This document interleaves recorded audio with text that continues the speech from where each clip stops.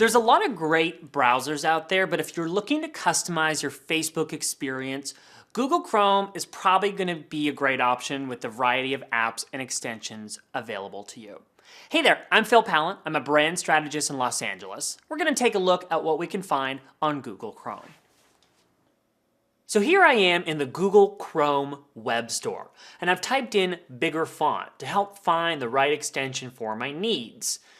Now it's given me two really good options here. The first one, Facebook Newsfeed bigger fonts. So this is going to restore the font size of Facebook's newsfeed to something bigger, make it a bit more legible for you. The second one, called Font Size Increase, is not just for Facebook. You can use this for any website.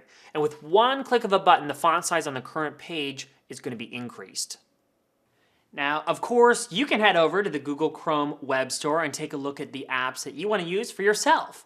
And beyond just making the fonts bigger, there's a lot of other cool ones you can install as well.